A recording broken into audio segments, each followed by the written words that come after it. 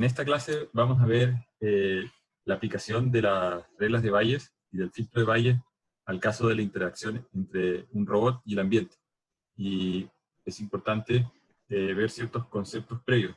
El primero es el de estado completo. Puede que esto lo hayan escuchado antes.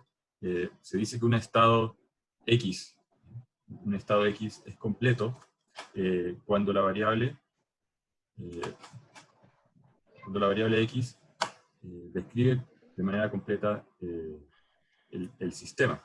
Los estados pueden ser, habíamos dicho, dinámicos cuando cambian o están asociados a la dinámica, o estáticos. Por ejemplo, un estado estático dentro de un mapa sería la posición de un objeto en el mapa. Entonces, si tenemos un mapa o un plano de una oficina y hay un robot que tiene que utilizar ese plano, las paredes normalmente son objetos estáticos, ¿ya? Entonces el estado es completo en el sentido de no solamente contener información de cómo se está moviendo el robot, sino también de las cosas que están en el entorno. Este supuesto de que el estado es completo está asociado al hecho de ser como el mejor predictor de lo que puede ocurrir en el futuro sin necesidad de información histórica o pasada. Conceptualmente, esto se traduce en que la digamos, propiedad markoviana implica que la probabilidad de que un estado tenga un cierto valor, ¿no? Dada la historia, este t' es un t que es anterior a t. Entonces, estoy preguntando cuál es la probabilidad de que el estado de todo el sistema sea algo, dado situaciones anteriores. Si el estado es completo, quiere decir que contiene toda la información necesaria para caracterizar el sistema, entonces la historia pasada no interesa, o no importa. Y por lo tanto, la probabilidad de x de t dado x antiguos es simplemente la probabilidad de x de t. Esto en realidad, o en el mundo real, no es siempre correcto. Es solamente un supuesto que se utiliza para poder simplificar muchas de las ecuaciones. Y hay que tener, digamos, presente de que hay una simplificación dentro de todo el proceso. En el caso, digamos, de las secuencias de Markov, también estas reciben el nombre de cadenas de Markov. Entonces, básicamente, a lo más uno necesita información del estado previo y alguna regla de cómo ese estado se propaga hacia un nuevo valor.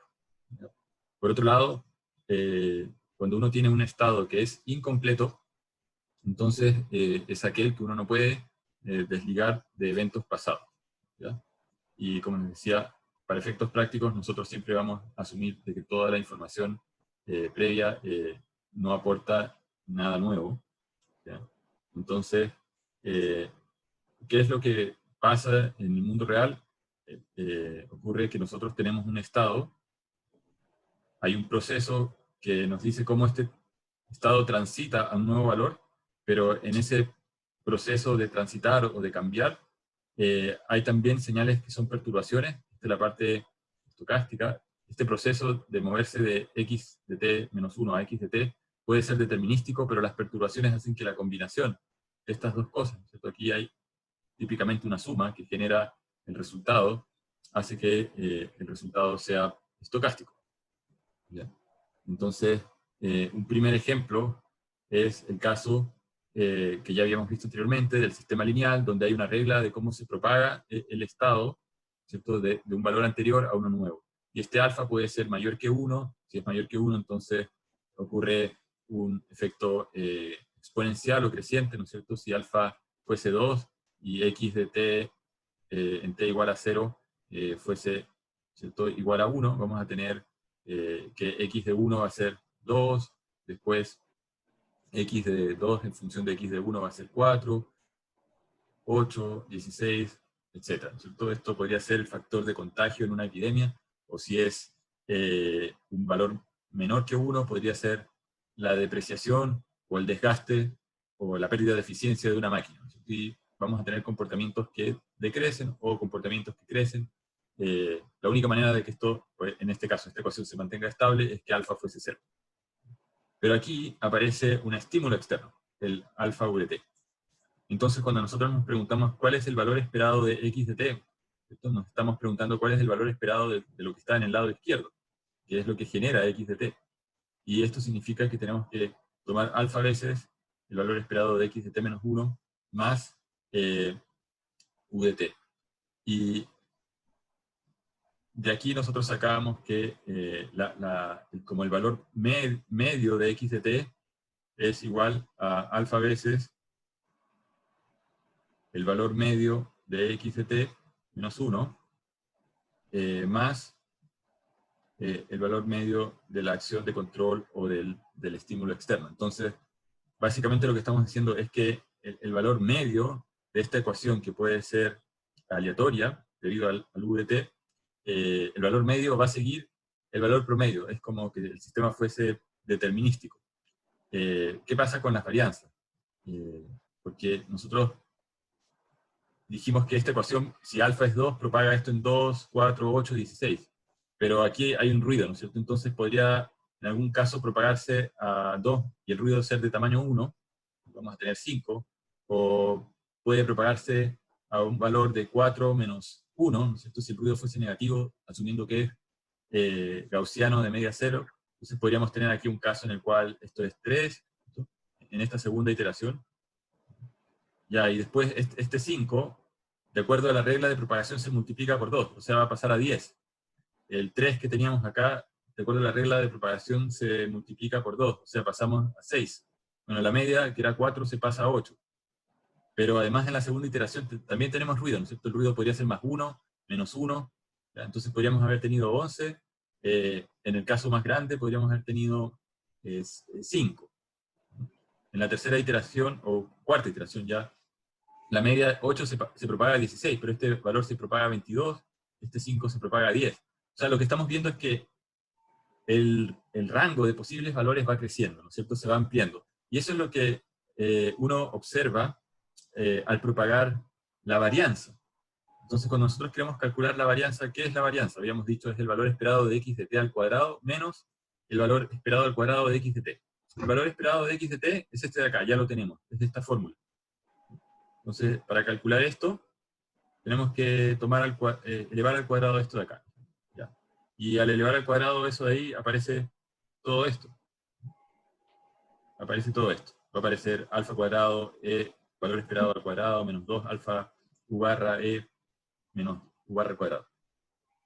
Ahora, el valor esperado de x de t al cuadrado es tomar esto de acá al cuadrado. X de t es este. Lo tenemos que elevar al cuadrado. Tenemos que tomar eso y elevarlo al cuadrado. Y eso lo ponemos aquí adentro. Y va a aparecer alfa cuadrado x de t cuadrado más 2 alfa u de t más u cuadrado de t.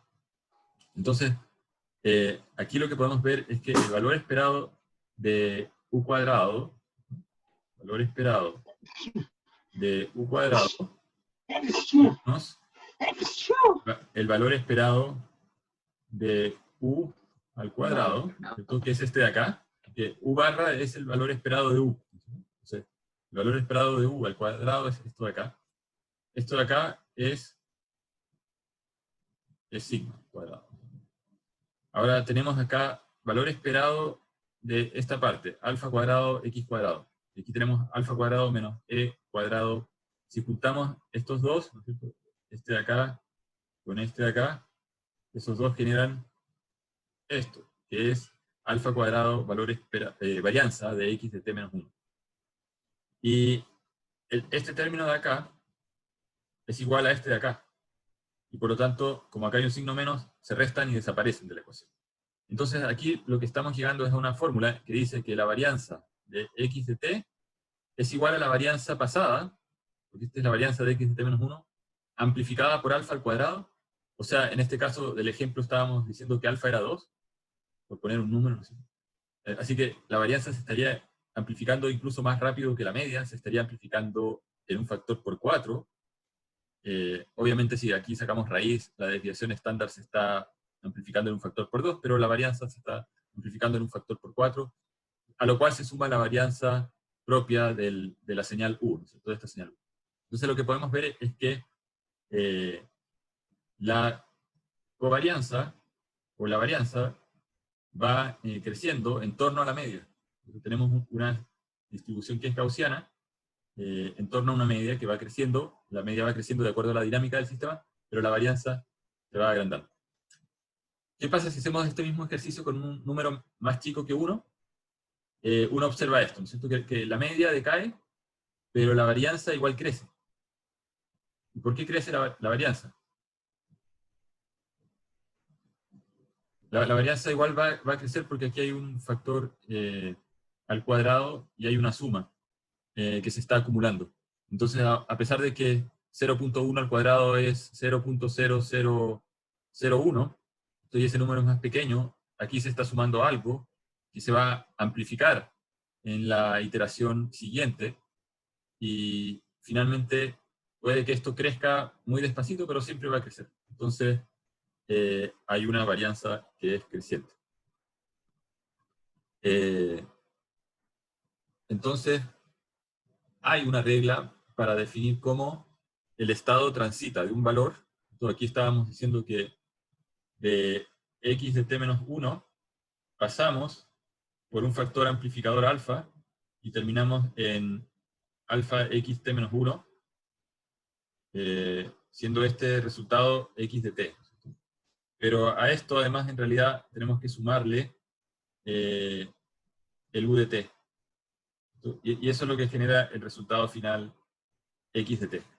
Entonces, nuestro proceso nos está diciendo cómo transitar desde x de t menos 1 hasta x de t, dado que además existió algún estímulo externo, y podría ser también dependiente de la observación. Normalmente, la probabilidad de transitar de un estado a otro no depende del instrumento que mide. Que en este momento haga una cierta temperatura y más tarde haga otra, no depende del termómetro.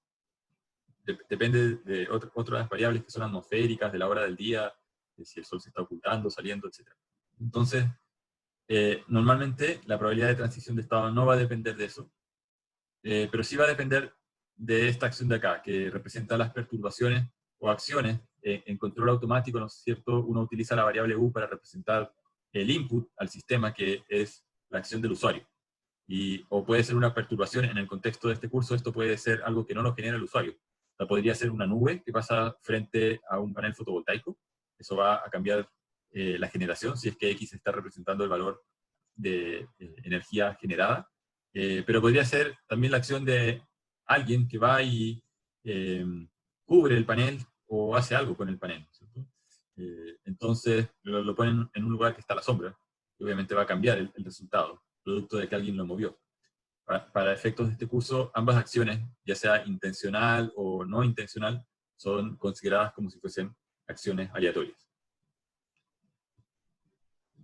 Entonces, cuando uno tiene un estado que es completo, si bien en el mundo real puede haber una dependencia con el sensor, si es que el sensor interactúa con el sistema, con la acción externa y con la historia pasada, cuando el estado es completo, fíjense que esta historia, que parte desde el instante 0 hasta el instante t-1, simplemente se puede resumir en la información del estado anterior. O sea, yo necesito saber dónde estaba para poder calcular la probabilidad de estar en un nuevo lugar. Algo de información previa necesito, que saber cuál es mi punto de partida, al menos de la iteración anterior. Y necesito saber qué acción se ejecutó, o si es que hay algún modelo aleatorio para esa acción. ¿Ya? Entonces, cuando el estado es completo, también uno se refiere a la posibilidad de simplificar esta probabilidad como una probabilidad de independencia condicional. Y aquí el nombre puede ser un poco confuso, porque habíamos dicho que si la variable x era independiente de la variable y, entonces la probabilidad de que ocurra x, dado que ocurrió y, es simplemente la probabilidad de x, porque no depende de y, ¿cierto? Pero cuando estamos hablando de sistemas que tienen un modelo dinámico y que evolucionan desde un estado a otro, cuando hablamos de independencia condicional, se está refiriendo a que es independiente de todo lo que ocurre entre 0 y el instante t-2. El instante xt-1 lo necesito porque es el que me va a llevar a x de t, pero todo lo anterior no me afecta. Entonces, si soy un robot y estoy navegando hacia allá en el espacio, estas son las ruedas, aquí está x, y en coordenadas cartesianas 2D, el robot va a seguir una cierta trayectoria y va a llegar a un punto, y ese punto lo voy a llamar el estado o la posición en x de t-1, y después yo me pregunto en qué posición puedo estar en x de t. Entonces, en el fondo me estoy preguntando cuál es la probabilidad de que yo esté en x de t, dado que estaba en x de t-1. O sea, dado que estaba parado acá, yo puedo moverme hacia allá, me puedo mover hacia acá, me puedo mover hacia acá. Tengo múltiples posibles caminos. Ahora, en ese último movimiento, la pregunta es, ¿me importa dónde estaba en los instantes anteriores? O sea, por ejemplo, en x sub t menos l, ¿me importa de alguna manera para saber cómo me muevo desde x t menos 1 a x de t? La verdad es que no. Entonces yo puedo haber estado parado acá y haber llegado a este punto, puedo haber estado parado acá y haber hecho otro camino, ¿no es cierto? Haberme dado muchas vueltas, pero para saber cómo me muevo desde ese punto, de este punto grande, a una nueva ubicación, solamente depende de dónde estaba. Y algo más, que es la acción que el robot toma. Perdí el coma UDT.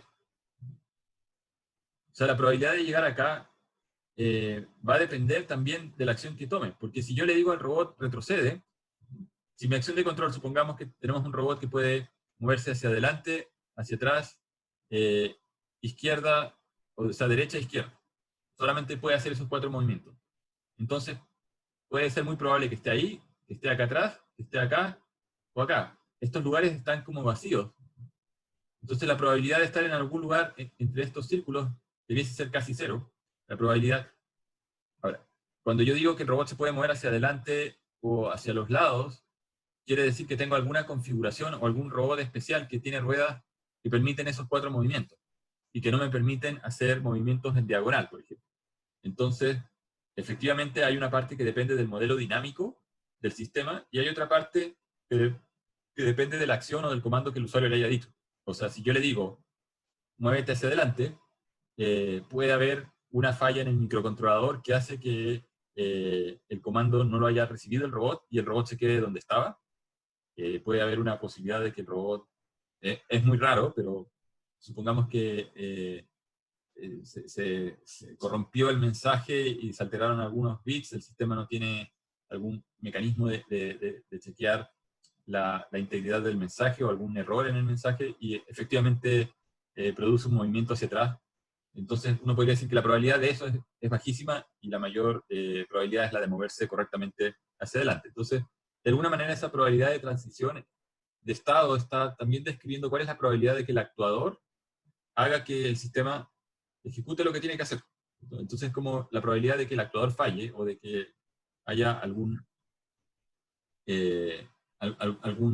perturbación. Otra perturbación que podría ocurrir es que el robot haya llegado a estar delante de una pared, ¿cierto? Entonces, yo le digo que se mueva hacia adelante y el robot simplemente no avanza. Y entonces va a haber obviamente una discrepancia entre lo que yo creo que el robot va a hacer y lo que realmente hace. Esa discrepancia la tengo que verificar una vez que yo mido con los sensores. Aquí en ninguna parte he colocado los sensores, que son la variable z. Yo tengo que medir a qué distancia estoy. Entonces, ¿cuándo ocurre un error? Cuando yo no tengo la información completa del estado del sistema. Porque aquí, en este ejemplo, yo dije, hay una pared. Y ustedes dirán, bueno, ¿y cómo sabe que hay una pared? No, es que en realidad falta algo, ¿no es cierto? Aquí tengo que agregar otra variable auxiliar que es el mapa, que puede ser un mapa constante o el mapa puede ser dependiente del tiempo. O sea, lo que yo necesito aquí es incorporar en esta función de probabilidad MDT. Entonces, si yo conozco el recinto donde el robot se está moviendo y sé que aquí hay una pared, aquí puede haber una pared también, aquí podemos tener una puerta, Aquí hay otra pieza, ¿sí? Supongamos que estamos en un recinto de ese tipo. Este sistema también va a tener unas coordenadas X, Y, y el robot está en algún lugar, ¿cierto? Entonces, el robot puede avanzar en una cierta dirección, pero si además incorporamos la información del mapa, puede que este lugar, o sea, si queremos avanzar contra la pared, vamos a chocar. Si queremos avanzar contra la puerta o este pasaje, podemos pasar. Aquí también podemos pasar. Entonces, hay ciertos estados que son probables, que son estados posibles, dada mi acción, y hay otros estados que son prácticamente imposibles porque el robot no es un fantasma y no puede atravesar paredes, ¿cierto? Entonces, si yo estoy parado aquí en x de t-1 y me pregunto cuál es la probabilidad de que avanzando hacia adelante esté aquí afuera, si yo no considero el mapa, claro, yo voy a decir, sí, es probable, puedo estar ahí, puedo hacer ese movimiento, avanzar 20 centímetros, pero si hay una pared, entonces no se puede. Ahora, modelar un sistema con el mapa se vuelve más complejo, porque el mapa tendría que de alguna manera discretizarlo, y una posibilidad es tomar una matriz y definir cada píxel como un píxel que está en 0 o que está ocupado, está en 1, ¿no es cierto? Entonces yo tengo que hacerme la pregunta, ¿cuál es la probabilidad de pasar de uno desocupado a uno desocupado, dado que entre medio o en mi camino hay uno que está ocupado? Esa probabilidad debe ser 0, normalmente.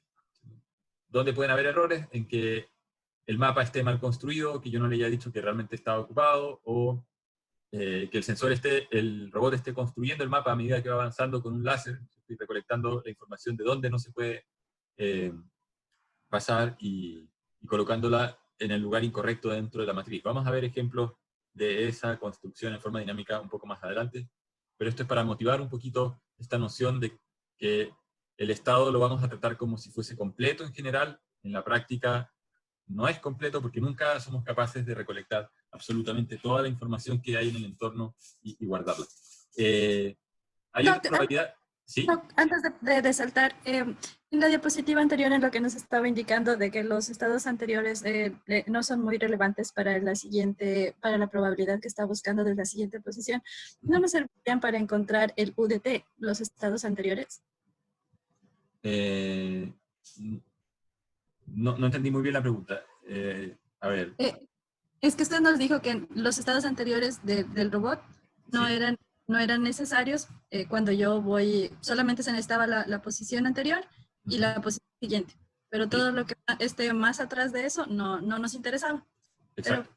no nos podrían interesar para poder encontrar el UDT. Ah, tú dices, ¿quieres descifrar cuál fue esto? O sea, ¿quieres encontrar cuál es el valor de eso? Ajá, Sí, es una buena pregunta. O sea, efectivamente, a ver, primero, tú deberías conocer cuál es el UDT o una buena parte del UDT porque voy a tratar de dibujar acá, está más vacío. El robot estaba en un lugar, se movió a otro, a otro, a otro, a otro, ¿no es cierto? Aquí estaba en X0, X1, X2 y fue avanzando. Cuando se movió de X0 a X1 es porque aplicó U0, pero ¿quién le dijo que aplicara U0? El programa que hizo el usuario, por lo tanto, ese dato, ¿no es cierto?, que yo le estoy dando a los motores del robot, yo lo puedo registrar y lo debería tener. Entonces, en general, yo voy a tener estas acciones. UD3, si estoy pasando acá eh, al estado X4. Entonces, en general, no es algo que la gente se pregunte, pero hay un contexto donde la gente sí se pregunta esto. O sea, si yo, por ejemplo, tengo un radar, y estamos hablando acá de un sistema de defensa, y esto de acá es el avión de algún enemigo. El enemigo no me va a decir, mira, sabes que yo voy a ir a tirar una bomba por ahí. Entonces, yo no sé cuál es la ruta que va a hacer, ni cuáles son las acciones. Yo probablemente le quiero disparar algo para que no entre. Y yo no sé cuál es la acción que va a hacer. Si yo supiese, entonces podría calcular cuál es la probabilidad de que esté por acá, ¿no es cierto?, en un cierto lugar, y elegir el lugar más probable para apuntar mi cañón y le disparo a ese lugar. Esto se usa en la práctica, en la realidad. Entonces, como en estos sistemas, yo no sé cuáles son las maniobras que el piloto está haciendo. Efectivamente, me interesa saber cuál es la probabilidad de la secuencia de maniobras del piloto. O sea, aquí debería haber puesto 2 puntitos. dada la historia pasada que tengo recolectada desde 0 hasta t-1 y las observaciones pasadas, desde 0 hasta t-1. Entonces aquí también puedo aplicar la regla de Bayes y decir, bueno, la probabilidad de las acciones del piloto, yo no tengo la función para modelar esto, pero sí puedo modelar la probabilidad de 0 a t-1, dado u de 0 de t-1, y las observaciones que las tengo desde 0 hasta t-1. Y esto también lo puedo separar, ¿cierto? Aquí tendría que reexpresar esto usando la regla de Bayes con la probabilidad de que se haya aplicado una historia de acciones u de 0, t-1 y una secuencia de observaciones 0 hasta t-1. Entonces, efectivamente, uno se puede preguntar, ¿cuál es la probabilidad de que la persona haya hecho esta secuencia de maniobra? Moverse 3 kilómetros hacia adelante, hacer un giro, acelerar, frenar, bajar de altitud, no sé, y tratar de evadir el radar. Entonces, yo eso lo puedo reescribir de esta manera. O sea, ¿cuál es la probabilidad de que exista esta secuencia de posiciones que he ido observando, dada una cierta secuencia de acciones? Entonces, después tratar de inferir cuál es la siguiente acción. De esa manera. Yo puedo utilizar un modelo, o sea, esto lo puedo construir. Vamos a ver cómo construir esta probabilidad. Esta probabilidad, que es la probabilidad de moverse de un estado a otro, se puede hacer para distintos modelos dinámicos. No sé si eso responde un poco o aclara la duda. En ese caso, efectivamente, no me puedo deshacer de la historia pasada, porque necesito, si yo digo qué tan probable es llegar a este punto, qué es lo que tengo que hacer en el fondo, es generar una simulación con múltiples secuencias. O sea, yo puedo decir que en el instante t0 ya aplico un posible u0. Aquí tengo un u0 hipótesis 1, un u0 hipótesis 2, etc. Puedo tener u0 hipótesis n mayúscula. En esta posición inicial yo podría haberme ido hacia acá, hacia acá, hacia acá, y podría hacer n posibles destinos que me van a llevar a un x1 hipotético 1, un x1 hipotético 2, etc., un x1 hipotético n, y así sucesivamente. Y esto se va a transformar en una especie de árbol, porque en cada iteración aplico, en la iteración T1, aplico U1, hipótesis 1, U1, hipótesis 2, etc., U1, hipótesis n, y se va generando un árbol. Pero este árbol lo tengo que podar, porque hay un montón de ramas que no coinciden con la rama que hizo el sistema que yo observé. O sea, yo observé una cosa que se movía y estaba generando unas ciertas ramas. Y tengo otros que generan bifurcaciones, y aquí entonces yo lo que armo es, y esto existe, métodos de árboles probabilísticos, se llaman árboles probabilísticos. Entonces yo le asigno probabilidades de ser factibles a cada una de las ramas. Una vez que hago mi simulación y construyo todas las ramas o combinaciones de ramas posibles, me tengo que quedar con la rama que es la más probable de todas. Y esa rama es entonces la que me dice, esta es la secuencia más probable de acciones. Y así descubro qué es lo que está haciendo el otro, o trato de descubrir. Nunca lo voy a saber exactamente con completa exactitud. Entonces, bueno, ese es un poco para complementar en qué casos no se tiene, digamos, la posibilidad de usar la hipótesis del estado completo, o de información completa. Con respecto a las mediciones, porque aquí, en este ejemplo, yo hablé de que hay un sensor, en este caso un radar, que está midiendo algo. Entonces, la pregunta que uno se hace es, ¿cuál es la probabilidad? ¿Cuál es la probabilidad? ¿Cuál es la probabilidad de que el sensor en el instante t mida z de t, dado que el estado hizo una cierta evolución, ¿cierto? Decíamos, este avión o este objeto puede ser un robot, se está moviendo y está siguiendo una cierta trayectoria en el espacio. Entonces, aquí está mi radar, está observando este objeto, puede ser un satélite, y en cierto momento el radar me dice, está en una cierta posición en coordenadas polares θ, y a un cierto radio r, y esa posición depende del estado actual. No depende de la ruta que hizo. ¿Cierto? El satélite puede haber estado dando vueltas por acá, pero me da lo mismo. Lo que yo estoy midiendo en este instante depende solo de la posición actual, del estado actual, y esa es lo que se llama la ley de generación de probabilidades de medición, o generación de la medición. En inglés le dicen measurement probability, o measurement generative model, o modelo generativo de medición. ¿Ya? Entonces, en este caso también si el estado es completo y contiene toda la información, entonces la probabilidad de medir algo solamente depende del estado actual. Este es otro supuesto que vamos a usar siempre a lo largo de lo que nos queda en el semestre. ¿Ya? Entonces, este supuesto, como les decía, aquí lo vuelvo a enfatizar, es súper importante porque permite simplificar estas probabilidades condicionadas y afirmar que la probabilidad de un cierto estado actual o de una medición actual, en el caso del estado solamente depende del estado previo, y en el caso de la medición solamente depende de la medición actual. Entonces, las probabilidades de transitar de un estado a otro y de medir algo, uno las puede reemplazar o expresar también por una representación como de un grafo. Por eso yo hablaba de un árbol de probabilidades. Vamos a tener que el estado en un cierto instante, supongamos que en el instante t-2 vale algo, ¿cierto? El controlador del sistema o el piloto aplica una acción, eso hace que haya un nuevo estado que va a ser xt-1. Nosotros medimos con algún instrumento, algún sensor, el estado del sistema. Lo que medimos muchas veces no contiene la información completa de este estado, es solamente una vista parcial del estado. El sistema sigue evolucionando por la acción de un nuevo control que transfiere el estado de x de t-1 a un nuevo valor, lo volvemos a observar, y así sucesivamente. ¿Cierto? En el instante t+1 se aplica un nuevo control que me genera un nuevo estado o una nueva acción, y si lo medimos obtenemos una nueva observación. Entonces, esto es lo que se conoce como una red dinámica de Bayes, o Dynamic Bayes Network en inglés, y en algunos contextos también lo conocen como cadena de Markov escondida, o modelo de cadena de Markov escondido, y la palabra escondida acá se refiere justamente a que uno no conoce cuáles son esos valores que están haciendo que el sistema transite.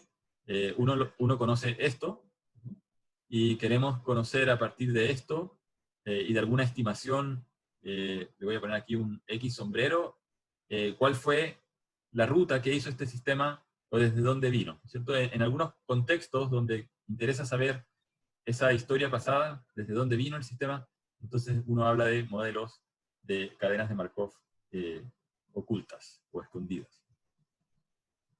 La probabilidad del estado dada la medición. Recuerden cuando hablábamos de la probabilidad de la hipótesis dada la evidencia, ¿no es cierto? Estamos hablando exactamente de esto. También hablábamos de la probabilidad de X dado Y. Esto es lo mismo, ¿no es cierto? En control automático uno asocia el Y con, si estamos hablando del modelo dinámico, X punto igual a por X más B por U. Teníamos la ecuación Y igual a C por X más D por U. Y o Z, ¿no es cierto? También cuando nosotros agregamos el ruido, o sea, tenemos que Z es igual a Y más el ruido. Cuando pasamos al contexto aleatorio, entonces ya no tenemos un sensor perfecto que mide C por X más D por U, sino uno que mide C por X más D por U más el ruido. Entonces aquí nosotros tenemos que calcular, lo que a nosotros nos interesa calcular es la probabilidad de la hipótesis dada la evidencia, o sea, la probabilidad posterior, lo que nosotros llamamos la probabilidad posterior, o belief, ¿ya? Entonces, ¿cómo incorporamos la última medición que acaba de llegar? Porque fíjense, yo tengo información pasada de mediciones que hice en el pasado, y yo me estoy preguntando cuál es la probabilidad de que ahora, en este instante t, el estado valga algo. Entonces, podemos utilizar algo que se llama la probabilidad posterior de la predicción, o también se llama creencia inicial. El belief, el initial belief o creencia inicial es como una especie de prior. Si recuerdan el ejemplo de la clase pasada, en el cual nosotros escribimos esto en función de la información hasta t-1. O sea, fíjense, aquí llega hasta t, y esto no tiene barra, aquí esto tiene una barra, y esto llega hasta t-1. Entonces, nosotros tenemos información que hemos recolectado hasta t-1, el sistema de alguna manera se mueve porque alguien le aplicó un estímulo en u de t, entonces el sistema transita desde x de t-1 a un nuevo estado de x de t, pero todavía no hemos medido, no hemos recolectado, nosotros teníamos que recolectar información ZT en el instante t, no hemos recolectado esa información, pero con lo que tenemos, sabiendo que hemos aplicado un cierto estímulo que llevó al sistema a pasar de u de t-1 a x de t, podemos tener una predicción de cuánto podría valer el estado más probable, ¿cierto? Entonces, eso es como la predicción del estado, o una predicción del posterior, porque no es el posterior definitivo, no es la probabilidad posterior y definitiva, sino que es una predicción de la probabilidad posterior. Entonces, cuando nosotros calculamos la probabilidad a posteriori correcta, a partir de la predicción de la probabilidad a posteriori, esa etapa se denomina como corrección o actualización a partir de la medición. En inglés le dicen measurement update. Y eso es lo que se implementa formalmente en el filtro de Bayes, ¿ya? Entonces, el filtro de Bayes lo que nos permite es calcular la probabilidad a posteriori de la hipótesis dada la evidencia. O sea, la probabilidad de x de t dada la evidencia z de t. Si es que queremos, podemos incorporar la evidencia desde el inicio, desde cero. Y de las acciones de control que van desde 0 hasta t. Depende cómo, aquí lo estoy escribiendo en orden inverso, pero asumiendo que vamos recolectando valores de z en 0, z en 1, etc. El proceso puede ser continuo o discreto. Yo lo estoy explicando acá como si fuesen instantes discretos, porque en el mundo, digamos, digital casi todo ocurre en intervalos discretos, ¿ya? Pero esto es aplicable también al caso continuo. Entonces, ¿cómo se ve el algoritmo del pseudocódigo? Yo tengo que partir el algoritmo con una probabilidad a posteriori anterior, que es la probabilidad o creencia en t-1. ¿Perdón? ¿Sí? ¿Por qué se denominan filtros? Filtro es porque va tratando de remover el ruido que se propaga en el sistema, ¿no es cierto? Cuando nosotros hablábamos de x de t igual a alfa de x de t-1, ¿quién es el que nos está molestando acá? El u de t o el w de t, como quieran llamarlo, ¿no es cierto? Pero este de acá nos está molestando. Y cuando nosotros decimos que la varianza aumenta, en el ejemplo, es porque cada vez sabemos menos de cuál es el valor más probable, porque el valor puede estar en un tramo que se está agrandando. Podemos saber cuánto vale la media, pero la media no es el valor real. La media es solamente uno de muchos posibles valores que puede tomar. Y nosotros quisiéramos que no hubiese ruido, o sea, que este no estuviese. Queremos, de alguna manera, eliminarlo, o uno dice filtrarlo. Es como pasar por un colador, por eso se llama filtro, ¿cierto? Ese colador, ¿qué es lo que busca? Busca justamente que esa varianza no siga creciendo, que se estanque. Y por lo menos, o sea, no la vamos a poder llevar a cero en muchos casos, se va a estancar y va a dejar de crecer. ¿Y cómo hacemos para que deje de crecer? Tomamos mediciones y le preguntamos al sistema, ¿cuánto vale el estado? O sea, ¿realmente el estado estará en un cierto nuevo valor? Si estamos hablando de un robot que se está moviendo, nosotros podemos definir cuál es la ecuación de movimiento, ¿no? Esto podría ser un vector que tiene dos coordenadas, x, y en t-1, para generar una nueva coordenada x en t, una nueva coordenada y en t. Pero el robot, ¿cómo se mueve? Se mueve porque alguien le aplicó un estímulo a los motores, ¿no es cierto? Y puede encontrar un pavimento que es resbaladizo, barro o algo, y si nosotros no medimos y no le preguntamos al robot que nos diga su posición, por ejemplo, usando un GPS, el robot se va a seguir moviendo por el espacio, eso lo va a hacer. Pero nosotros no sabemos si realmente el robot hizo lo que nosotros le dijimos que hiciera, o si, como les decía, chocó con una pared y nosotros le podemos estar diciendo los motores giren, los motores van a girar, pero el robot no está avanzando. Nosotros podemos creer que avanzó 2 kilómetros y en realidad estuvimos todo el tiempo estancados en un mismo lugar. Entonces, ¿cómo resolvemos esa incertidumbre? incorporando la medición. Necesitamos incorporar la segunda ecuación, que tiene que ver con el z. Entonces el filtro, coloquialmente uno puede decir que está pasando este estado a través de un sedazo, de un colador que le quita esto. Ese colador se construye matemáticamente incorporando ese z. Por ejemplo, el rover que está en Marte, ¿no es cierto?, el Curiosity, y los otros, los anteriores que eran el Sojourner y el Opportunity, el Spirit y el Opportunity, y anterior a ese está el Sojourner, que era más pequeño, todos se han quedado estancados en arena en algún momento, y ¿cómo saben que no está avanzando el robot? Porque no hay un GPS en Marte para poder ver si el robot está estancado. Hay distintas variables adicionales. Yo puedo medir no solamente el giro de las ruedas, sino la aceleración del robot entero. O sea, si estoy estancado, mi acelerómetro va a marcar 0. Las ruedas pueden estar patinando, pero el acelerómetro va a marcar 0. Hay cámaras que mandan fotos, y si yo veo que estoy viendo el mismo pedazo de terreno delante mío, es porque no he avanzado. Entonces, saben que el robot se estanca. Y después la otra variable que ocupan mucho es la corriente por los motores. Cuando el encoder mide giro de la rueda, pero están midiendo una corriente muy elevada, probablemente es porque están nuevamente patinando en algún lugar o superficie que no es muy buena o amigable para el robot. Entonces, de esa manera pueden ir reconstruyendo cuál ha sido el camino que el robot está haciendo, pero no tienen, y sacando fotos, no tienen otra manera de reducir la incertidumbre.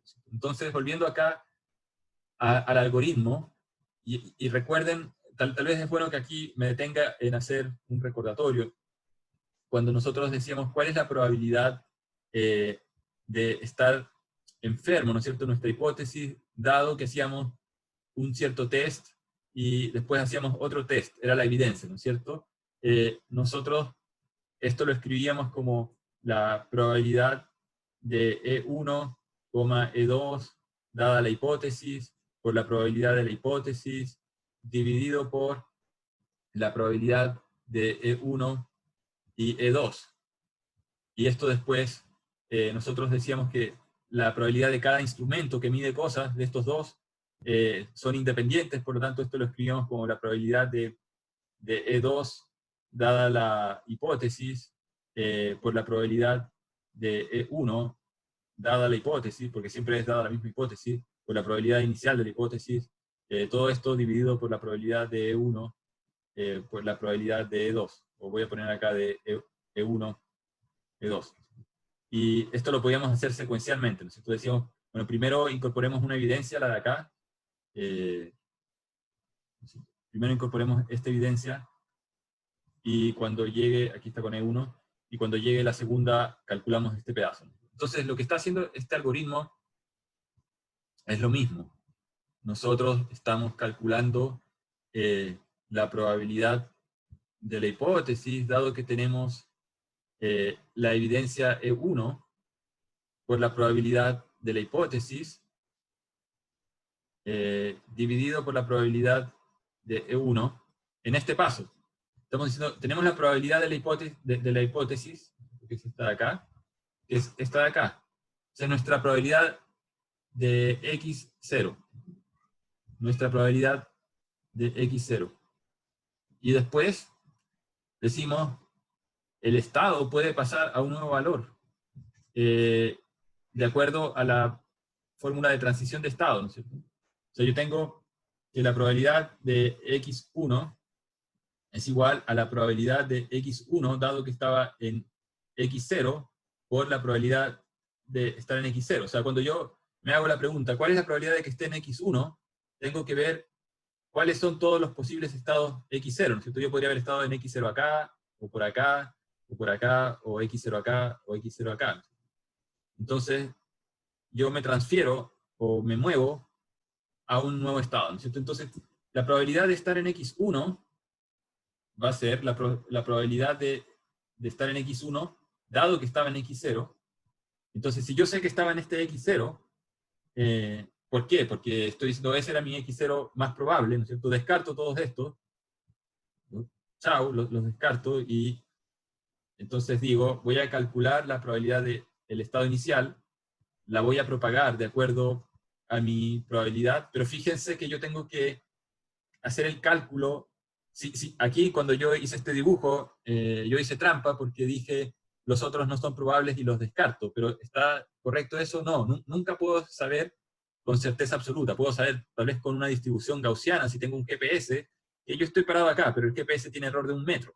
Entonces, y puede seguir una distribución más o menos gaussiana, o sea que tiene un sigma igual a 1, y esto probablemente con una probabilidad de 99.99% voy a estar a más o menos 3 metros, y después con una probabilidad de 1 en 1.000.000 voy a estar dentro de un círculo de 6 metros, y cada vez más baja, ¿no es cierto? Porque está Gaussian. Pero no es cero, o sea, igual puedo estar equivocado, el GPS puede estar equivocado. Entonces, cuando yo voy a resolver el problema correctamente, yo debería hacer ya sea una integral o sumatoria sobre todos los posibles estados que me pueden haber llevado a este x1. ¿No? Ya, entonces tengo una probabilidad para estar en x1. Pero, ¿es eso suficiente? No, porque después tengo que incorporar la medición. O sea, después el sistema avanzó a x1 y yo le dije al sensor, mire, dime, ¿dónde estás? Sí, robot, ¿dónde está el GPS diciendo que estás?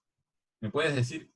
El GPS va a decir algo. Y el GPS va a decir, no, ¿sabes qué? En realidad estoy parado aquí, al costado. No estoy acá en este punto, sino que estoy un poquito corrido. Entonces tengo que corregir esta probabilidad, porque yo aquí calculé la probabilidad de transitar de estado.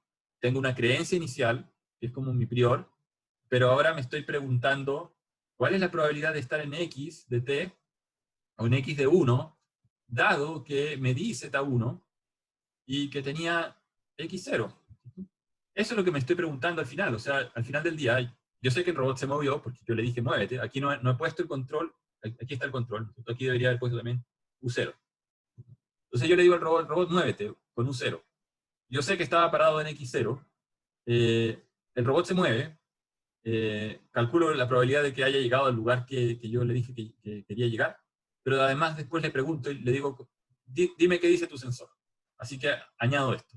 Y finalmente quiero calcular, con toda la información que tengo, la información del estado pasado, del control que le apliqué y del sensor, quiero calcular qué tan probable es que realmente haya llegado al lugar donde quería llegar, a X1.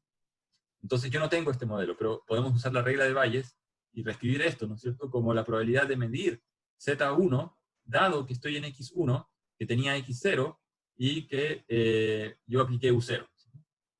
Por la probabilidad, y voy a borrar esto, ¿dónde está el borrador?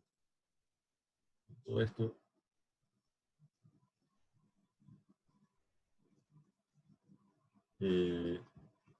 Entonces, usando la regla de Bayes, tengo que multiplicar esto por la probabilidad del segundo término, ¿no es cierto? Esta es la probabilidad de A dado B, es igual a la probabilidad de B dado A por la probabilidad de A. Ya, ¿cuál es la probabilidad de A? ¿Qué expresión me falta acá? Me falta la probabilidad de X1, X0, U0. Pero ¿y cómo calculo esta probabilidad conjunta? Por eso habíamos gastado unas clases hace unas semanas atrás viendo la definición de probabilidad conjunta. En realidad lo que sale es que necesito la probabilidad conjunta. No la tengo. ¿Qué hago?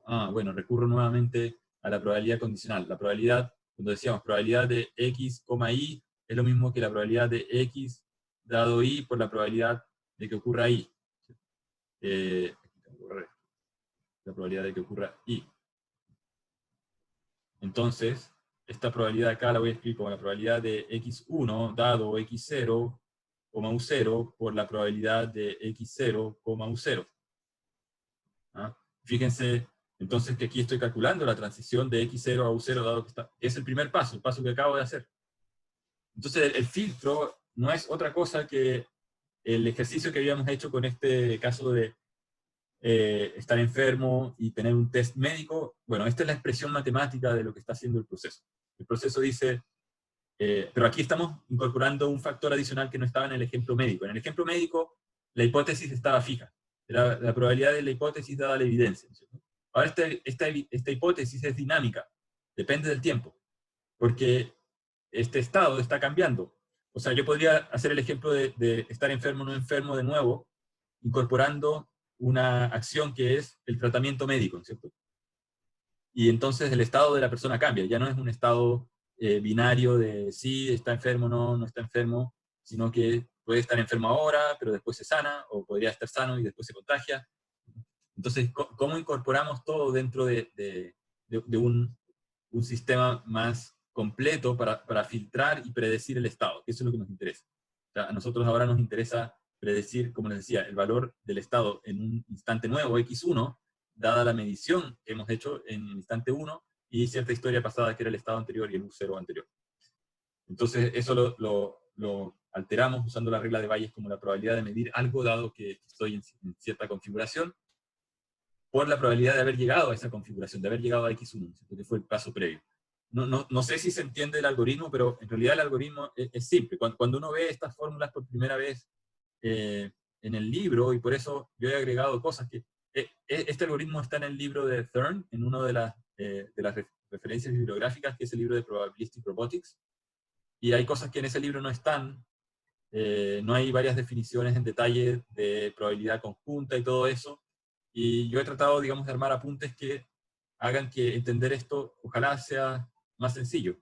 Yo creo que uno lo termina al final entendiendo cuando uno implementa el algoritmo y lo empieza a ocupar. Pero si uno ve este algoritmo así a la primera, uno dice, ¿de dónde salió? ¿O qué representa esto?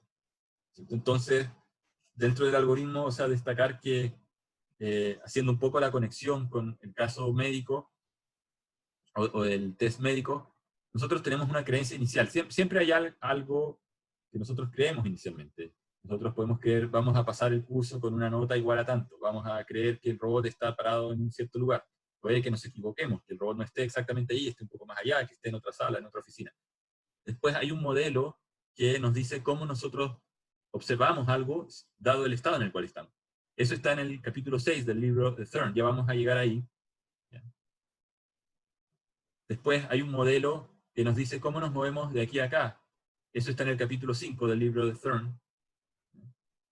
Y después vamos a ver cómo representamos esta probabilidad, que es la probabilidad de x de t, dado el estado anterior, dada la medición y dada la acción. Al final del día nosotros siempre queremos saber cuál es el estado ahora, cuál es el más probable en este momento. ¿A partir de qué? De la información que teníamos antigua, de dónde veníamos, qué es lo que hemos medido ahora, qué fue lo que le dijimos al sistema que hiciera. ¿Cómo representamos esta probabilidad o posterior? ¿Cierto? Que en el libro de Thurn lo llaman el belief o creencia, pero si van a libros de estadística lo llaman posterior, es lo mismo. Es lo que vamos a ver en la siguiente clase. Ahora estamos viendo el algoritmo formalmente. Y todo lo que vamos a ver gira en torno a este algoritmo, pero lo que cambia es la manera de calcular este paso. Entonces, la receta principal es el algoritmo que acabamos de ver. Y aquí hay un supuesto dentro de todo que es el de que el proceso es markoviano. O sea, aquí fíjense, yo me estoy olvidando de la información de x de t-2, xt-1, porque si no, o sea, perdón, xt-3, porque si no calcular algo que es incompleto se vuelve matemáticamente muy difícil. No es que sea imposible, pero es computacionalmente costoso, complejo, porque hay que llevar un registro de todos los posibles escenarios y todas las posibles trayectorias e ir iteración a iteración actualizando todos esos escenarios. Por lo tanto, desde el punto de vista práctico, no tiene mucho sentido. Y además, en la práctica, puede que haya una dependencia con respecto a la historia pasada en una ventana de tiempo relativamente corta, pero muy hacia atrás no hay una relación directa. Entonces, para entender esto con un ejemplo un poquito más concreto, consideremos el algoritmo del filtro de Bayes o el Bayes filter aplicado a un robot que tiene que abrir unas puertas para saber si puede entrar o no. ¿Ya? Y suponemos que el robot puede fallar en el actuador, o sea, puede que no le achunte a la manilla de la puerta y simplemente la puerta no se abre. Y también el robot tiene sensores, ¿no es cierto? Y tiene algo que mide distancia. Puede ser una cámara estereoscópica, puede ser un sonar. Da lo mismo, no vamos a entrar en el detalle técnico del sensor, pero el robot mide y puede que el eco rebote, y porque el robot está posicionado de cierta manera no exactamente perpendicular a la puerta, ¿no es cierto? Y este eco rebota en otra dirección y el robot dice, se demoró tanto en llegar el eco, ¿no es cierto? Rebotó contra esta pared que dice la puerta está abierta. O sea, en realidad cree que hay espacio para seguir avanzando, y no lo hay. Entonces, ese sería un error de medición. Vamos a hacer algunos supuestos, entonces, para entender cómo aplicamos esto en un caso que es también binario. En el mundo real, obviamente uno asume estados que son continuos, pero aquí, para poder ilustrar el ejemplo, consideremos una situación donde la puerta está abierta o está cerrada. En la realidad podría estar 30% abierta, 50% abierta, pero aquí o se abre completa o no está abierta. Ese es el estado de la puerta. Y esa es nuestra hipótesis, porque nosotros queremos, en este caso, o sea, podríamos preguntarnos muchas cosas del robot. ¿Dónde está parado? Si puede avanzar, no puede avanzar. ¿Cuál es el estado de la puerta? Concentrémonos entonces en el estado de la puerta como un elemento de decisión importante para un siguiente paso, que sería el avanzar. Pero aquí nuestro actuador no es exactamente avanzar, sino que es el empujador de puertas, ¿cierto? El empujador o este actuador puede poner la puerta en 0 si es que la puerta no se abre, o sea, empujó mal, o en 1 cuando efectivamente la empuja y se abre. Se debería abrir, ¿no? O sea, una cosa es decirle empuja, otra cosa es que la puerta esté abierta. O sea, son cosas independientes. Si el actuador hace una acción, puede que el actuador haya hecho la acción 1, que es empujar, pero la puerta se quede cerrada. Y después tenemos el sensor, ¿no? Que va a medir si la puerta está abierta o está cerrada. Entonces, primero vamos a asumir algo sobre la puerta. No sabemos si la puerta está abierta o está cerrada, por lo tanto vamos a tener una probabilidad inicial de nuestra hipótesis en x0, de que x0 sea igual a abierto, igual a 1 medio, y probabilidad de x0, de que la puerta esté cerrada, va a ser igual a 1 medio. O sea, si nosotros entramos a un recinto, a un edificio, y tenemos que ir a cierta oficina, si sabemos que la persona siempre trabaja con la puerta cerrada, entonces probablemente podríamos decir la probabilidad de que lleguemos a la oficina de la persona X y tenga su puerta cerrada va a ser 1, 80%. Acá no sabemos, así que estamos poniendo esa probabilidad de manera tal que son ambos casos igualmente probables. ¿Ya? Después, ¿cuál es la característica o la caracterización del sensor? Aquí lo que estamos diciendo es que el sensor mida abierto, cuando la puerta está abierta, es 0,6. O sea, esto es la tasa de verdaderos positivos, ¿cierto? En la matriz de confusión, si recuerdan, teníamos la probabilidad de medir E dada la hipótesis, y la probabilidad de medir no E dado que está la hipótesis, ¿no es cierto? Aquí la hipótesis H es abierto. ¿Cuál es la probabilidad de medir cerrado cuando está abierto? O sea, la probabilidad de medir cerrado cuando está abierto, eso es un falso negativo. Es el false negative rate. Si van a la tabla, está diciendo que el 40% de las veces el sensor dice la puerta está cerrada y estaba abierta. Se equivocó. Entonces, estas dos probabilidades suman 1, ¿no es cierto? Cuando estoy en el estado abierto. El true positive rate y el false negative rate sumados son iguales a 1. Estamos en la primera columna de la tabla de la matriz de confusión. La segunda columna viene de acá, ¿no es cierto? Que es que el sensor mida abierto, pero en realidad la puerta estaba cerrada. Entonces, el 20% de las veces, este sensor dice está abierto, y en realidad la puerta está cerrada. O sea, tiene distintas tasas de error, ¿no es cierto? No falla de la misma manera. Se equivoca mucho más en decir que está cerrado cuando está abierto, que está abierto cuando está cerrado. ¿Cuál de estos dos errores es mejor? Yo pienso que el primero, porque si dice está cerrado cuando está abierta, cuando la puerta está abierta, la acción lógica que debería hacer el robot es tratar de abrirla de nuevo. Ah, ya está cerrada y quiero entrar, voy a hacer una repetición con mi actuador y voy a tratar de abrirla. En cambio, este otro tipo de error, que es un falso positivo, en el contexto de este ejemplo, es peor, porque si el robot dice, ah, mira, la puerta está abierta, entonces avanzo y va a chocar. No va a usar el actuador, va a decidir avanzar, va a chocar. Y ese, en este caso, sería un error peor. En el caso de los contagiados, ¿no es cierto? Nosotros teníamos el caso de los falsos negativos, y el falso positivo era que el examen diga está enfermo cuando la persona no tiene nada, y ese error era menos grave, ¿no es cierto?, que el falso negativo. Porque el falso negativo es decir, ¿sabes qué? Estás enfermo, pero en realidad no me di cuenta, así que ándate para la casa y no te hago ningún tratamiento, y después te mueres. Ese error es mucho más grave, ¿no es cierto? El falso negativo, en ese ejemplo, es más grave.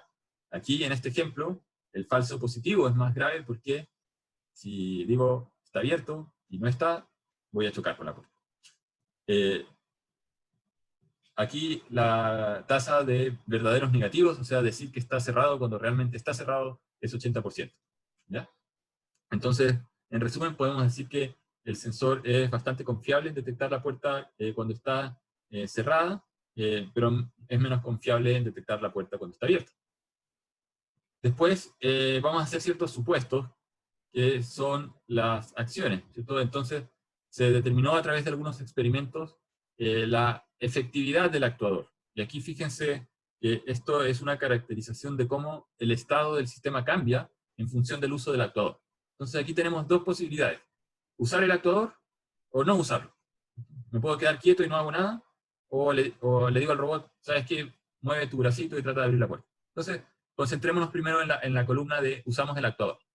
Entonces, cuando yo uso el actuador, si la puerta estaba abierta, esto x de t-1 estaba abierta, y uso el actuador, ¿cuál es la probabilidad de que la puerta siga abierta? 1, ¿cierto? O sea, si está abierta y uso el actuador, tiene que seguir abierta, no se puede cerrar. ¿Podríamos asumir otro escenario donde esto es menor que 1? Sí, podríamos asumir, no sé, que hay corrientes de viento en la oficina que hacen que haya un portazo y se cierre la puerta sola. Pero aquí no hay eso. Ahora, ¿qué pasa si la puerta estaba abierta y uso el actuador? ¿Cuál es la probabilidad de estar abierta y que pase a cerrado? Tiene que ser 0, ¿no es cierto? Porque la suma de estas dos tiene que dar 1. Si estaba abierta, uso el actuador, no puede pasar mágicamente a cerrada. Ya, ahora, ¿qué pasa si la puerta estaba cerrada? Uso el actuador y pregunto, ¿estará abierta la puerta ahora? Puede que no, puede que el actuador falle, no le achunte, como les decía, la manilla o manija de la puerta y no se abre. Entonces, la probabilidad de que funcione es de 80%, pero en algunos casos, en el 20% de los casos, el actuador falla y estoy en 0, uso el actuador, ¿cierto? Le digo, abre la puerta y la puerta se queda cerrada. O sea, el 20% de las veces el actuador no abre. Ahora veamos qué pasa cuando no uso el actuador. Cuando no uso el actuador, obviamente no debería cambiar el estado, ¿cierto? Si la puerta está abierta, entonces la probabilidad de que en el instante siguiente siga abierta es 1. Si la puerta estaba abierta, no uso el actuador, la probabilidad de que esté cerrada es 0. Si la puerta estaba cerrada, no uso el actuador, la probabilidad de que la puerta se abra sola es 0.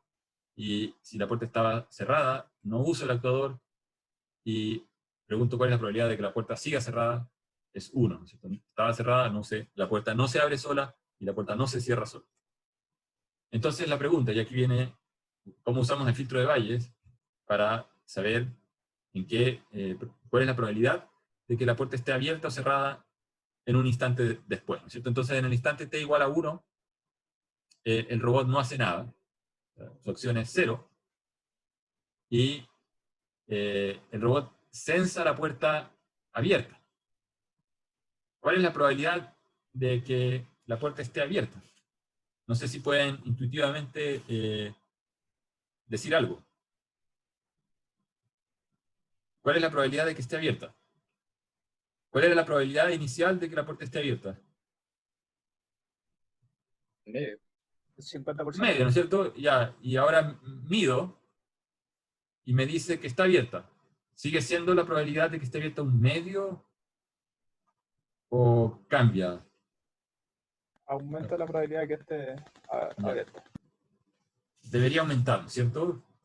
Porque el sensor me está diciendo, mira, está abierta, así que cambia tu creencia. Le creemos más al sensor. que a lo que queríamos inicialmente. Entonces, ¿cómo hacemos esto? Primera iteración del filtro. Usando la fórmula, ¿no es cierto? La integral, aquí tenemos estados discretos, así que vamos a reemplazar la integral por una sumatoria, pero básicamente lo que estoy preguntando es, dada la creencia inicial, que es el P de X0, tengo que sumar para todos los posibles casos. O sea, en X0 yo puedo tener un caso que es que X0 la puerta esté cerrada, o X0 la puerta esté abierta. Y puedo transitar de cerrada a X1 igual a cerrada, a X1 igual a abierta, o de X1 abierta a X1 cerrada, o a X1 abierta. O sea, podía estar abierta y seguir abierta, podía estar abierta y cerrarse, podía estar cerrada y abrirse, podía estar cerrada y cerrarse. Pero aquí lo que me dijeron es que no sé inicialmente, y que le dije al robot, no hagas nada. Entonces, si yo no hago nada, bueno, tengo dos caminos, ¿cierto? Puedo estar cerrado, no hago nada, entonces debería terminar acá. O podría estar abierta, no hago nada y debería terminar acá. Pero además medí, porque aquí solamente son los caminos de posibles acciones, posibles escenarios, pero además medí, ¿cierto? Con mi sensor, y tengo que ver cuál de estos dos es el más probable. Ya no es un medio, o sea, porque inicialmente este estado tenía probabilidad un medio, y este estado tenía probabilidad un medio. Podía estar en cualquiera de esos dos. Ahora puedo estar en este o en este. En este no puedo estar porque mi probabilidad de transición me dice, no puede la puerta mágicamente, si no hago nada, pasar de abierto a cerrado, no se abre, dijimos no se abre sola ni se cierra sola. Entonces, primero tenemos que calcular el bell barra, ¿no es cierto? Y el bell barra, si van a la fórmula, van a ver que dice probabilidad de pasar a X1, dado que tomé una acción U1 y estaba en X0 por la probabilidad inicial. Esta sumatoria la tenemos que hacer sobre todos los X0 posibles. Aquí tenemos dos X0 posibles, el X0 igual a 0 y X0 igual a 1. Entonces tenemos que hacer probabilidad de transición de X1 desde X0 con X0 igual a 0, y probabilidad de transición a X1 con X0 igual a 1 desde X0 igual a 1. Tenemos que sumar esos dos. Ahora, los datos los tenemos. O sea, en el enunciado nos están diciendo, esto es un medio. Un medio. La probabilidad de no hacer nada y pasar de 1 a 1, si estamos calculando el bell barra de X1 igual a 1, entonces la probabilidad de pasar de 1 a 1 es 1. Y la probabilidad de pasar de 0 a 1, haciendo nada, es 0. Esto es asumiendo que el X1 barra es igual a 1. Podemos hacer exactamente el mismo ejercicio asumiendo que el X1 barra es 0, ¿no es cierto? La probabilidad de pasar de 0 a 0, no haciendo nada, es 1. Y la probabilidad de pasar de 1 a 0 es 0, si no hacemos nada. La probabilidad de pasar abierto o cerrado sin hacer nada es 0. Entonces, en ambos casos tenemos fórmulas que son parecidas. Aquí están con los números completados. 1 por 0,5 más 0 por 0,5 da 0,5. 0 por 0,5, 1, 0,5 da 0,5. O sea, la creencia predicha, dada la acción, que es no hacer nada, no cambia. Porque la acción no me... En este caso particular de este ejemplo, la acción no cambia el estado de la puerta. Porque la acción, que es no hacer nada, no cambia el estado del mundo, y por lo tanto sigo creyendo lo mismo. Que la puerta, si estaba abierta, se queda abierta, si estaba cerrada, se queda cerrada. Ahora, tenemos que calcular el bell sin el barra, ¿no es cierto? Y ahí tenemos que recurrir a la segunda fórmula dentro del algoritmo, que es esta de acá. Tenemos que calcular x1 dado z1, y eso lo escribimos de esta manera. Y esto a su vez lo podemos simplificar, porque Z1 depende del estado de X1, ¿no es cierto? Cuando yo mido la puerta, si está abierta, depende de si el estado realmente está abierto. No depende de en qué estado estaba ayer o el día antes de ayer. ¿Cierto? Depende ahora, ¿está abierta o está cerrada? De acuerdo a eso, con cierta probabilidad voy a medir correctamente si está abierta o no. Por lo tanto, la probabilidad de medición se simplifica a esto, ¿no es cierto? y necesito este otro pedazo de acá, que es la probabilidad de que si ayer estaba abierta y hoy día se abrió, producto de que le dije con el actuador ábrela, no sé cuál es la probabilidad de haber transitado de ese estado a este otro. Eso ya lo tenemos calculado. Esto de acá es el Bell barra. Lo acabamos de calcular en la transparencia anterior. Tengo que dividir por probabilidad de Z1. Estoy usando la regla de Bayes. Dijimos que nosotros podíamos utilizar un ponderador eta, ¿cierto? Y no preocuparnos de calcular esto, y al final lo calculamos. Entonces, nos estamos haciendo la siguiente pregunta. ¿Cuál es la probabilidad de que el estado en 1 sea cerrado, dado que el sensor midió abierto, por la probabilidad de que sea cerrado, dado que venía de la probabilidad cerrado? Entonces, la probabilidad de medir abierto cuando está cerrado, si nosotros vamos a las tablas, es algo del orden del 0,2 o del 20%. O sea, el sensor se equivoca el 20% de las veces y dice abierto cuando está cerrado. Esa es su tasa de falsos positivos. Dice, está abierto y en realidad está cerrado. Por la probabilidad de que esté, que yo haya estado en el estado cerrado. Entonces, va a ser eta por 0.1. Tengo otra probabilidad, que es la probabilidad de que la puerta esté abierta. Esto lo hago igual, pero digo, entonces, ¿cuál es la probabilidad de medir abierto, dado que está abierto, por la probabilidad de venir del estado abierto? Esto lo habíamos calculado en la transparencia anterior, que es el Bell barra de x1, es 0,5. La probabilidad de medir abierto cuando la puerta está abierta es 0,6.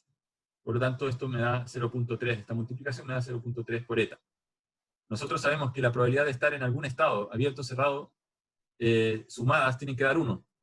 Y ahí, digamos, recordamos la fórmula que yo les insistí mucho, la suma de las probabilidades tiene que dar 1. Entonces, por eso es que no nos preocupa calcular este término, porque ese término lo llamamos eta, y entonces tenemos que eta por 0.1 más eta por 0.3 tiene que dar 1, entonces de ahí podemos despejar cuánto vale eta, y eta vale 2.5 en este caso, con lo que finalmente, si nosotros reemplazamos y dividimos, o sea, multiplicamos en este caso por el 2.5, o dividimos por la probabilidad de Z1, que es 1 partido por 2.5, nos da estos valores, ¿no es cierto? Fíjense entonces que al incorporar la medición, lo que nosotros creíamos inicialmente sobre el estado de la puerta, que era de que estuviese cerrada o abierta con probabilidad 1/2, estábamos diciendo que ambos eran igualmente probables, ahora cambió. Ahora estamos diciendo, no, si el sensor dice que está abierta, es más probable que esté abierta que cerrada. Por lo tanto, nuestra probabilidad de estar cerrada baja, y nuestra probabilidad de estar abierta sube. Hagamos un ejercicio nuevamente utilizando el robot y la puerta. Con esto terminamos. Pero ahora vamos a asumir que el robot sí hace algo, ¿ya? Entonces vamos a decir, supongamos que ahora el robot utiliza el actuador. Y nuevamente volvemos a medir que la puerta está abierta. El sensor nos dice, ¿saben qué? La puerta está abierta. Créanme. Entonces tenemos que calcular el belief en x2. Entonces vamos nuevamente al proceso.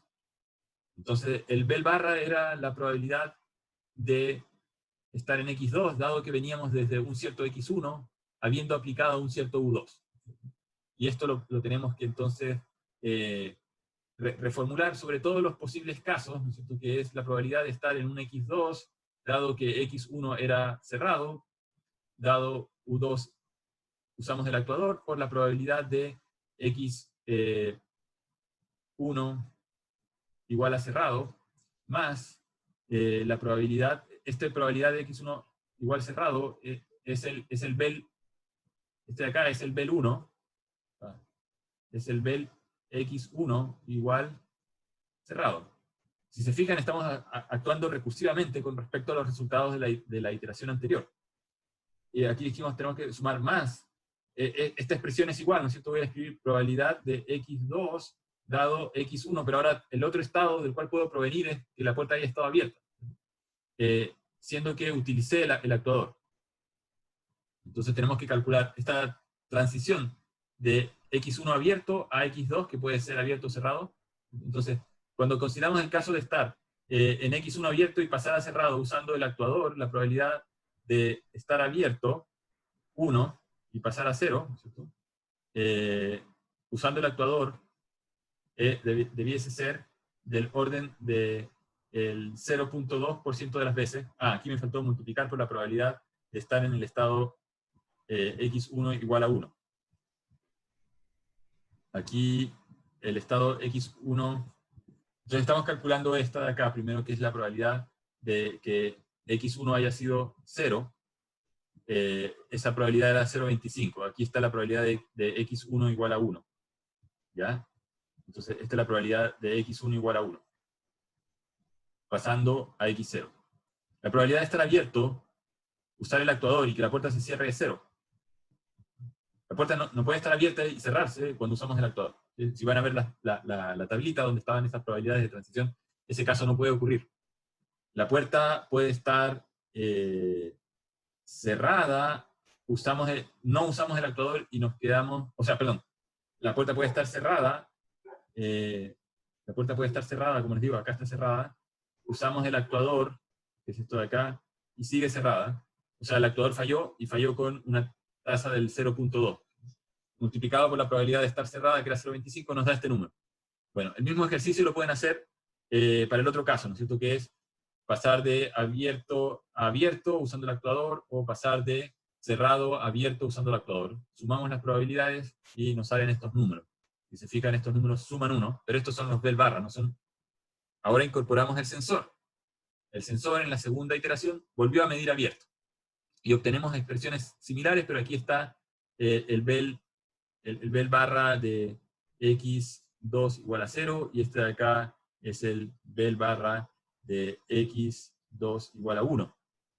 Entonces, ahora, fíjense que al haber vuelto a medir que la puerta está abierta, nuestra creencia, o belief, o probabilidad a posteriori, llámenla como quieran llamarla, de que la puerta está abierta, está aumentando, porque el sensor está confirmando, y además hemos usado el actuador que debería haber abierto la puerta, por lo tanto, por ambos lados, por el lado de haber usado el actuador, que debería abrir la puerta, y por el lado de medir que está abierta, estamos ganando confianza o belief, creencia de que efectivamente está abierta. Si nosotros seguimos iterando, asumiendo que en todas las iteraciones el robot está usando su actuador y que está midiendo abierta, esto va a converger a 1. ¿Ya? Y esto va a tender a 0. O sea, un punto que quiero transmitir es que el algoritmo es un filtro, en el sentido de que nuestra incertidumbre inicial, nosotros partimos sin saber si la puerta estaba abierta o cerrada. Ni siquiera habíamos medido algo. Dijimos, estará abierta con probabilidad 1/2, pero tal vez está cerrada con probabilidad 1/2. Y vamos iterando, y nuestra incertidumbre va desapareciendo, porque aquí, obviamente, con el supuesto en este ejercicio mental de que el robot está volviendo a medir abierto y abierto y abierto, nos va a hacer converger a 1, y finalmente, después de muchas iteraciones, vamos a poder decir con certeza absoluta, sí, ¿sabes qué? He usado el actuador tantas veces que es imposible que esté cerrado. O sea, la probabilidad de que esté cerrada es 0. Y de esa manera decimos, hemos filtrado la incertidumbre, nos deshicimos de la incertidumbre. Por eso se llama filtro de Bayes. Entonces, esto concluye el primer capítulo del curso. La derivación matemática la pueden revisar. Yo hice esa derivación informalmente cuando rayé sobre la lámina para el caso de transitar de x0 a x1, pero eso mismo lo pueden hacer para transitar de t-1 a t. ¿Ya? En vez de reemplacen lo que yo hice, en vez de 0 a 1, pongan de t-1 a t, y es exactamente lo mismo. No lo voy a repetir porque es bastante redundante con respecto a lo que habíamos hecho también en el ejemplo del caso médico. O sea, estamos incorporando la información usando la regla de Bayes, asumiendo que el estado es completo. Al ser el estado completo, yo ignoro toda la información pasada de X, y solamente digo que Z, ¿cierto? Depende de X de T. No depende de la historia que haya tenido X en T-1.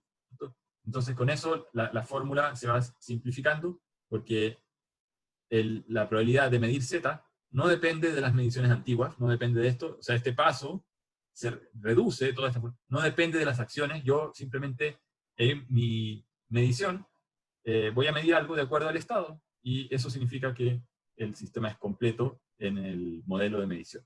En el modelo del estado también es completo, porque solamente dependo del estado anterior, del X de T-1. Y juntando esas cosas, ¿no es cierto? eso completa la etapa de actualización del algoritmo. O sea, estamos demostrando la segunda ecuación, y la primera ecuación es el Bell barra, se desarrolla de la misma manera, ¿cierto? Yo tengo que calcular cuál es la probabilidad de estar en x de t dado un estado anterior, pero para eso tengo que integrar sobre todos los posibles estados anteriores que me llevan desde x de t menos 1 a estar en x de t. Y esto es la integral o la sumatoria, como quieran verlo. Y por el hecho de que el estado es completo, yo me puedo deshacer de los estados x de t menos 2, x de t menos 3. Entonces, el razonamiento que había usado en el primer ejercicio, que era pasando de 0 a 1, uno lo puede utilizar de manera inductiva para inferir, ¿cierto?, que esta regla se va repitiendo iteración a iteración, lo cual nos lleva a la formulación que vimos del filtro. Entonces, aquí sí hay que hacer hincapié en un punto, de que cuando nosotros calculamos la probabilidad de pasar de un estado xt-1 a un estado x de t, ¿no es cierto?, pasar de acá a acá, eso depende del control que estemos usando, específicamente del control, pero esa probabilidad, en función del control que usemos, no es lo mismo que la probabilidad de pasar de aquí a acá independiente del control. Porque esta probabilidad es como preguntarse cuál es la probabilidad de llegar a x de t desde múltiples posibles orígenes. Todos estos son posibles xt-1. Cada uno de esos puntitos es un posible xt-1. Entonces, cuando yo me pregunto cuál es la probabilidad de llegar desde cualquiera de uno de esos, yo tengo que sumar las probabilidades de transición desde cada uno de esos posibles estados. Pero cuando yo me pregunto esta probabilidad, ¿no es cierto?, que es la de usar un control en particular, estoy diciendo, yo utilicé un control que me mueve en una cierta dirección. Por lo tanto, si yo estaba parado acá, yo me movería en esa dirección. Si yo estaba parado acá, me movería en esa dirección. El control impone una dirección o regla de movimiento. Por lo tanto, hay estados que se descartan. Entonces no puede ser que al incorporar una política de movimiento o una regla de decisión o de acción, eso sea lo mismo que no aplicar nada. ¿Cierto? Aquí estoy diciendo da lo mismo, estoy preguntando de dónde vine para llegar ahí. No son lo mismo. Entonces hay que tener presente eso, de no hacer este tipo de simplificaciones.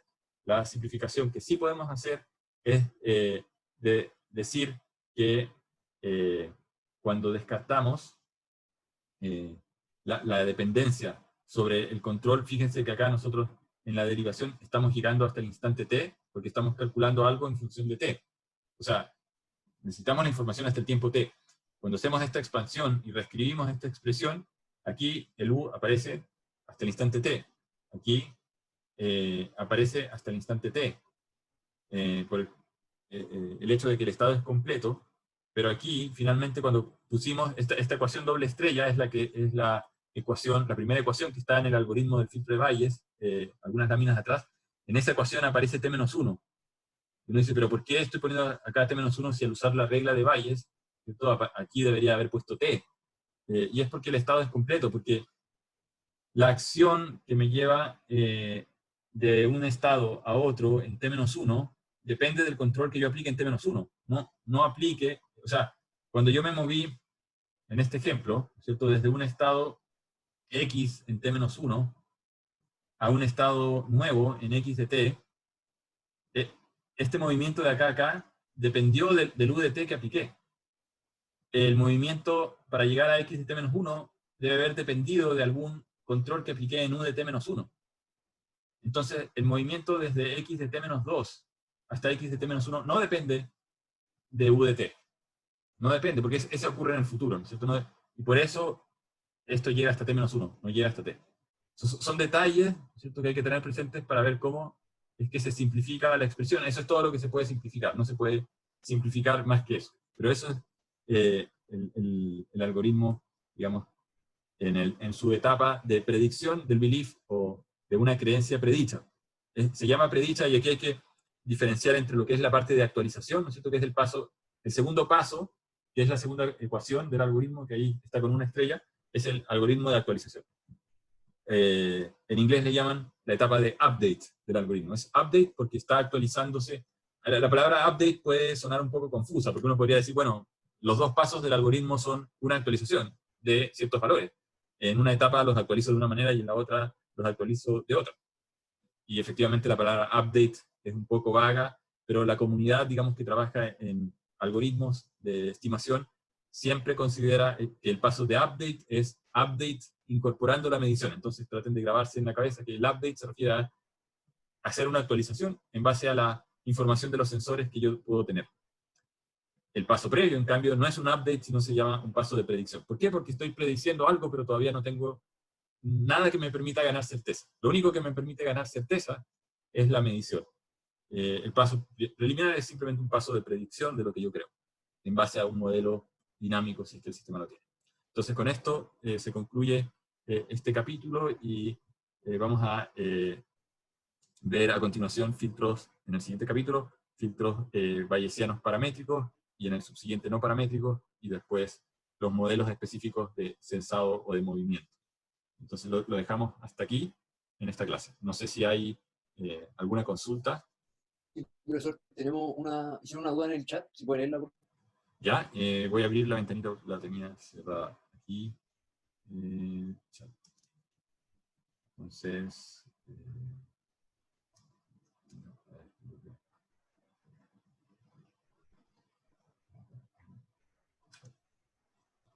a ver, entonces, si el robot no actúa en múltiples tiempos y solo sensa, igual bajaría la incertidumbre. Exacto, sí. La respuesta es si el robot no actúa nunca, también va a bajar la incertidumbre, pero para que esa incertidumbre baje, tiene que sensar algo. La siguiente pregunta dice, pero al no hacer U igual a 0 en T-1, estás agregando información al sistema para calcular T. No hacer nada. Sí, o sea, ambas cosas aportan cierta creencia, pero podría ocurrir en un sistema que uno nunca mida nada y se dedique a tomar puras acciones. Pero la incertidumbre igual va a crecer, porque las acciones por sí solas solamente sirven para actualizar el bel barra. La función esta que está acá, no sé si están todavía viendo la pantalla compartida. Entonces, este bel barra se calcula solamente a partir de las acciones. No incorpora el z. Y efectivamente puede hacer que bel converja.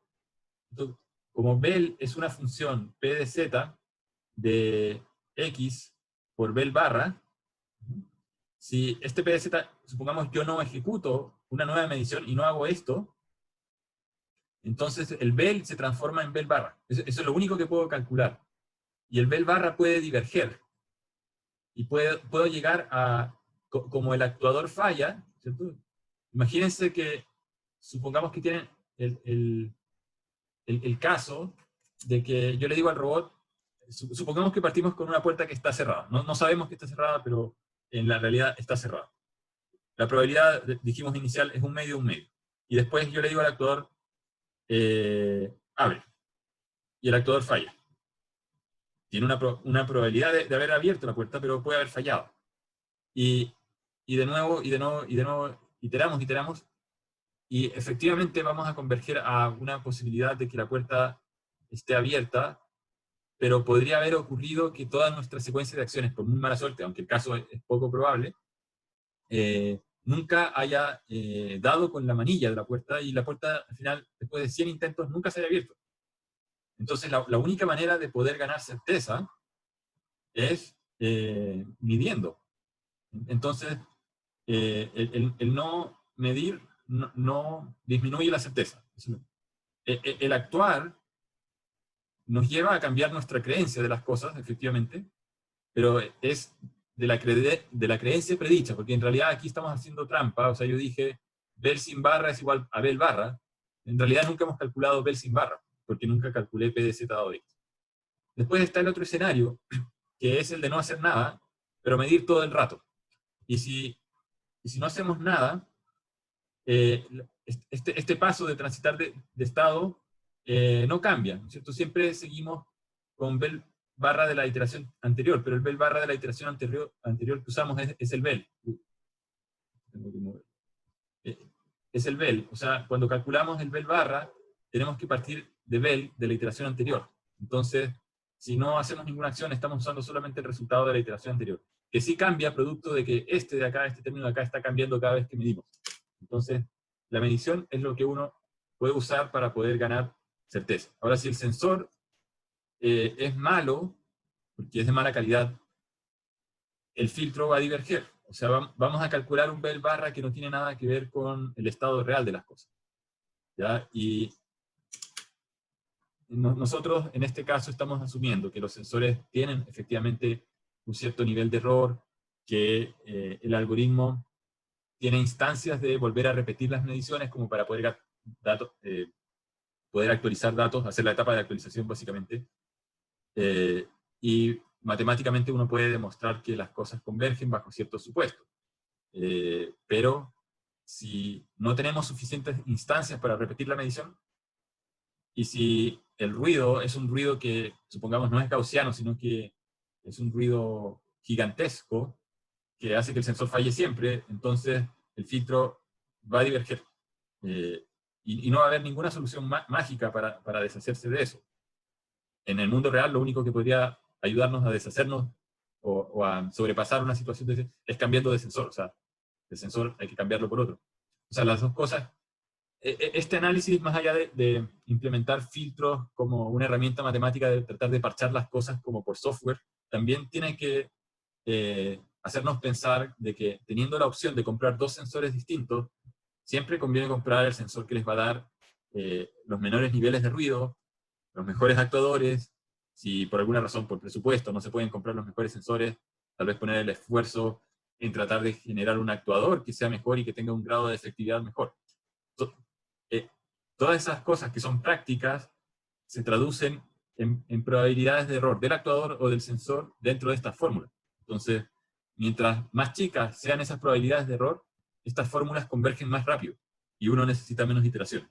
Esta es otra manera de darle una mirada a lo que significa el algoritmo en la práctica, porque uno de repente dice, bueno, ya está bien toda la teoría de Bayes y la recursión, pero ¿qué significa esto en la práctica? Significa, mira, si tu sistema no está convergiendo lo suficientemente rápido como tú quieres, es porque probablemente tu sensor es muy malo, necesitas o más sensores, y después en la literatura de robótica uno ve distintas estrategias. Por ejemplo, una manera de saber cómo es el mundo donde está un robot es poniendo varios robots y haciendo que los robots compartan la información de sus sensores. Estos son sistemas múltiples, de múltiples agentes. Entonces uno crea una especie de estado global que se compone de los estados individuales de cada robot, y entonces el robot mide su posición con un GPS, pero además hay robots alrededor, que pueden ser otros aviones, si es que es una flotilla de aviones, pueden ser robots terrestres, o en sistemas de múltiples vehículos, por ejemplo, hay artículos que hablan de cómo un vehículo puede medir la distancia a otro y decirle, la distancia que yo estoy mirando, que estoy viendo es tal. El vehículo principal puede comparar su propia medición con lo que los que están alrededor, con lo que los vecinos están diciendo, y ver si está en lo correcto o no, y utilizar esa información para actualizar su creencia. Entonces, estas fórmulas, por un lado, permiten tratar de encontrar de manera sistemática cuánto vale el estado de algo, que eso es una de las primeras cosas que nos interesa al final del día. En segundo lugar, nos permiten evaluar qué tan rápido convergen las cosas cuando uno cambia de sensor o lo reemplaza por un esquema cooperativo de múltiples agentes, por ejemplo. Otra cosa que nos permiten hacer es que si nosotros tenemos mediciones que llegan en forma secuencial, no llegan todas las mediciones al mismo tiempo, las podemos integrar usando la regla de Bayes. Y otra cosa más que nos permiten hacer es que si las mediciones llegan desde un sistema distribuido, donde no tengo un solo agente, sino que son varios, que conforman un gran estado, entonces los puedo combinar en un gran vector, donde digo la probabilidad de este gran vector es igual a la probabilidad conjunta de todos los vectores individuales. ¿Entiendes? Y con las reglas que hemos visto podemos de alguna manera pegar todas estas partes y piezas. Entonces todo lo que hemos visto son como los ladrillos o bloques de una especie de Lego que nos permite ensamblar sistemas de predicción más complejos. Por eso es que le dedicamos tanto tiempo a todos estos pedazos de bloques, pero yo creo que lo que viene de aquí en adelante debiese fluir bastante bien si es que esta parte la entienden de manera sólida. Y la otra parte la van a terminar de entender con la tarea que les voy a subir, pero durante mañana. Ya hay que ponerse a trabajar aplicando la implementación a casos un poquito más reales. Eso, entonces no sé si se me queda alguna pregunta. Había otra que no había.